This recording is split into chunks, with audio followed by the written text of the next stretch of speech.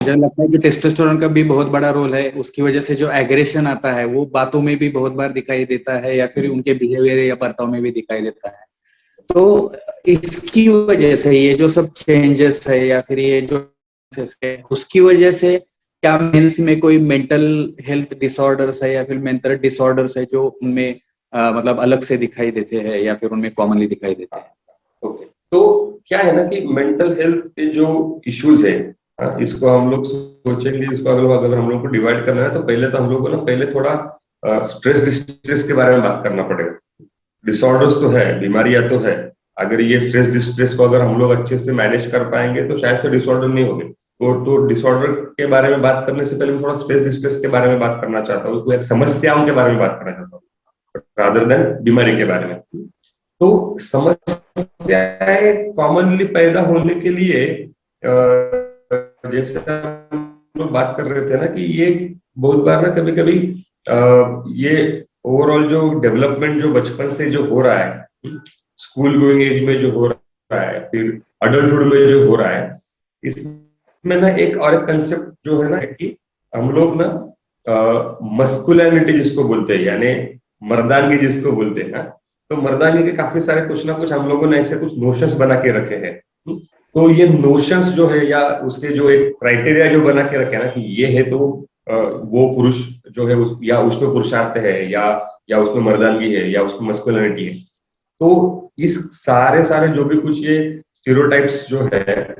तो ये भी काफी बार वो पुरुषों के जो मानसिक स्वास्थ्य है उसके ऊपर इफेक्ट करते हैं। और वो जो इफेक्ट जो कर रहे हैं ना, उसमें हम लोग ये सोचना जरूरी है कि हमें हमेशा जो जिसको हम लोग कि मर्दानगी प्रूव करने के लिए या अपना मस्कुलिनिटी प्रूव करने के लिए स्ट्रांग रहने का जरूरत नहीं है। ये जो वल्नरेबिलिटी है, ये वल्नरेबिलिटी को हम लोगों ने जो है ना समझना जरूरी है। यहाँ पे जो भी मेरे पुरुष मित्र जो ये सुन रहे हैं ना, उन्होंने ये जानना जरूरी कि हम लोग जो है कोई भी ऐसा कोई करने की तरह हम लोग कोई भी कवच कुंडल पहन के नहीं आए। ठीक है, हम में हर किसी में कुछ ना कुछ तो ऐसे फैक्टर्स है जिसके वजह से हम लोगों को शारीरिक तकलीफें हो सकती है, वैसे मानसिक तकलीफें भी हो सकती है। हम लोग कोई ऐसा कुछ उसके बारे में कुछ वैक्सीन लगा के नहीं आए। तो हो ही सकता है। तो ये जो सब बातें है ना मस्कुलिनिटी और ये सब झूठ है। ठीक है, हम लोगों ने खुद के साइकोलॉजी को समझना जरूरी है और उसके हिसाब से हम लोगों ने उसके बारे में एक्सप्रेस होना जरूरी है, तो जाके हम ना ये थोड़ा स्ट्रेस डिस्ट्रेस को मैनेज कर पाएंगे। बीमारी के बारे में अगर जानना है तो यहाँ पे ये एक और इम्पोर्टेंट है कि सबसे कॉमन जो है ना, जो पुरुषों में दिखाई जाता है, जो जैसे मैं बता रहा था कि अपने को जो मास्क पहन के चलते हैं हम लोग, तो ये मास्क पहनने की वजह से ना जो डिप्रेशन की जो बीमारी है या नैराश्य की जो बीमारी है, ये भी बहुत समय के लिए एक्सप्रेस नहीं हो पाती है या वो छुपी हुई सी रहती है, जिसको हम लोग हमारे इसमें लैंग्वेज में बोलते हैं, साइंटिफिक मास्क डिप्रेशन होता है कि। और ये मास्क डिप्रेशन है जिसके वजह से ना पुरुष जो है शायद से उनमें ना ये जो जैसे डिप्रेशन में अगर महिला को डिप्रेशन है तो शायद से वो थोड़ा सा ज्यादा रोएगी या ज्यादा बात करेगी, या पुरुष जो है थोड़ा सा अकेला अकेला ज्यादा हो जाते हैं। उनका ना काम में थोड़ा सा ध्यान कम हो जाता है या चिड़चिड़े हो जाते हैं। बहुत बार ये जो डिप्रेशन ये डिप्रेशन बढ़ने के वजह से एडिक्शन जैसे जैसे प्रॉब्लम्स भी आ सकते हैं। बहुत सारे जो व्यसनों की समस्या है वो भी आ सकती है। इसके अलावा और जो हम लोग डिसऑर्डर के, मैं थोड़ा सा शॉर्ट शॉर्ट में बताना चाहता हूँ क्योंकि बहुत सारा टॉपिक कवर करना है हम लोगों को। तो इसके अलावा ना बहुत बार जो है ना कि नींद की समस्या जो है ना वो भी पुरुषों में कॉमनली होती है। और ये नींद की समस्या जो है या जो स्ट्रेस की समस्या जो है, इसको बराबर से डील न करने की वजह से शारीरिक जो तकलीफें हैं, हार्ट की बीमारी है या डायबिटीज जैसी बीमारी है,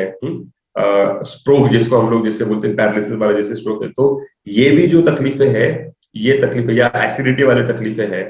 ये तकलीफें पुरुषों में थोड़ी ज्यादा दिखाई देती है, या उसके कॉम्प्लिकेशन जो पुरुषों में ज्यादा दिखाई देते हैं। और अभी के हालत में देखा जाए तो एज यंग एज जैसे 30-35 साल के जो पुरुष है, उनमें भी ये हार्ट की तकलीफें, डायबिटीज की तकलीफें बहुत ज्यादा दिखने लगी है, क्योंकि उसमें सबसे इंपॉर्टेंट फैक्टर हो रहा है स्ट्रेस। ठीक है। फिर तीसरी अगर बीमारी अगर हम लोग देखना चाहें तो जो स्किज़ोफ्रेनिया जैसी बीमारी है या बाइपोलर मूड डिसऑर्डर जैसी बीमारी है, तो ये भी पुरुषों में काफी लेवल तक दिखाई देती है। उसका भी प्रमाण जो है ये पुरुषों में दिखाई देता है। स्ट्रेस टेंशन की वजह से ना, जो जिसको हम लोग बोलते हैं पैनिक अटैक, पैनिक अटैक यानी यानी ज्यादा घबराहट के जो दौरे पड़ते हैं स्ट्रेस टेंशन की वजह से, जो बहुत सारे पेशेंट्स में जैसे हार्ट अटैक के जैसे महसूस होते हैं, लेकिन वो हार्ट अटैक नहीं, वो एक मानसिक तौर पे जब टेंशन बढ़ता है, तनाव बढ़ता है, तो उसके वजह से ये स्ट्रेस जो है ये बढ़ता रहता है, और उसके वजह से पैनिक की जैसी बीमारी होती है, जिसमें हार्ट बीट ज्यादा बढ़ना, या जैसे हम लोग इसको बोलेंगे कि पेशेंट में घबराहट की महसूस होना, या पेशेंट में जैसे बहुत बार ऐसा होता है कि सांस लेने में तकलीफ होती है, सीने की धड़कन तेज होती है, या परफॉर्मेंस नहीं कर पाते हैं। तो ये वाली जो तकलीफ है, ये पैनिक अटैक वाली तकलीफ भी स्ट्रेस टेंशन के जो पीरियड है उसमें ज्यादा दिखाई देती है। इसके अलावा अगर हम लोगों को ये देखा जाए कि डिप्रेशन अगर अनट्रीटेड है, तो सुसाइड या आत्महत्या जिसको बोलते हैं, खुदकुशी जिसको बोलते हैं, तो ये सुसाइड या आत्महत्या की जो तकलीफें है, ये भी देखा जाए तो जो कंप्लीटेड सुसाइड जिसको बोलते हैं, यानी जो लोग एक्चुअली में सुसाइड का अटेम्प्ट करने के बाद जिनकी डेथ हो जाती है, ऐसे केसेस जो है लगभग स्त्रियों के कंपैरिजन में 3 गुना पुरुषों में ज्यादा होती है। और ये होने का भी कारण ये है क्योंकि ये जब लोग सोच लेते हैं कि मुझे ऐसा कुछ करना है, या डिप्रेशन ज्यादा बढ़ जाता है, तो अभी कुछ हेल्प अवेलेबल नहीं है, अभी मैं किसी के बारे में अपने जो सॉरोज है या मेरे जो कठिनाइयां है, मेरे जो तकलीफें है, ये किसी को बताऊंगा तो शायद मेरे बारे में क्या क्या सोचेंगे। ये तो सोचेंगे अरे ये तो कैसे लड़कियों जैसे बात कर रहा है, कि लड़कियों जैसे रो रहा है करके, ये तो खुद का टेंशन तनाव भी हैंडल नहीं कर पा रहा है करके, तो किसको बताऊं। तो ये इसके वजह से ना ये डिप्रेशन बढ़ते जाता है और एक्सप्रेस नहीं हो पाता है, इलाज नहीं हो पाता है। डॉक्टरी जो उसके बारे में जो राय है, साइकियाट्रिस्ट की जो राय है, ये बहुत बार नहीं ली जाती है, और एक ऐसा मोमेंट आता है कि अभी कुछ मतलब नहीं जीने से। और जो सुसाइड का अटेम्प्ट होता है, जो काफी लीदल होता है, यानी जो काफी सीरियस होता है, और जिसके वजह से पुरुषों की जो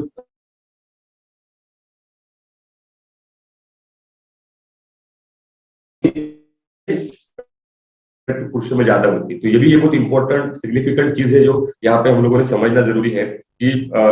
अपने मेंटल हेल्थ के बारे में अगर हम लोगों ने अवेयर नहीं रहे, तो हम लोग अवेयर रहे तो हम लोग ये सब जो घटना है इसको हम लोग प्रिवेंट कर सकते हैं।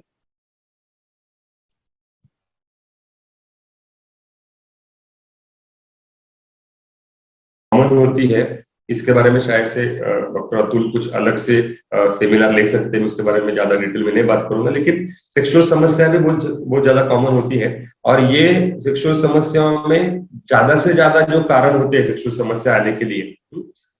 उसमें फिजिकल कारण बहुत कम होते हैं। जो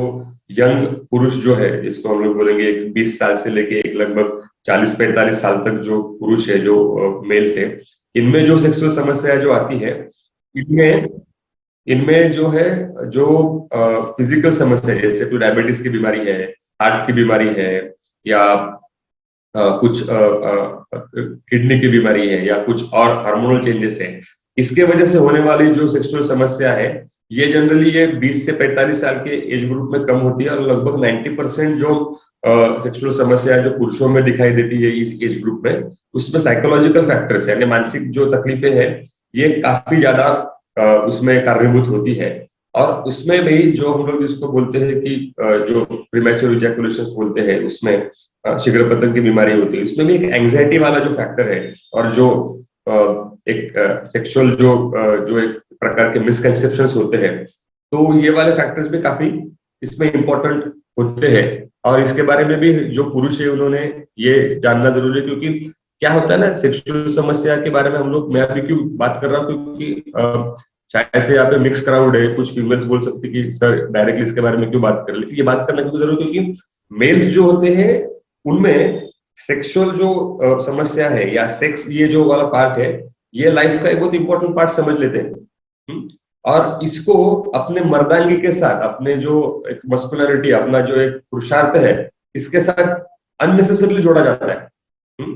ये ठीक हो रहा है तभी अच्छा है, ये ठीक नहीं हो रहा है तो अच्छा नहीं है। और इसके वजह से जो जो टेंशन तनाव है और बढ़ते जाता है, और ये टेंशन तनाव और बढ़ने की वजह से ये सेक्सुअल समस्या हाल होने की वजह से वो और बिगड़ते जाती है। और जैसे मैंने बताया कि 90% जो फैक्टर्स है जो सेक्सुअल समस्या आने के लिए 20 साल से लेकर 45 साल तक के जो मेल्स है उनमें तो मानसिक तान तनाव ही है।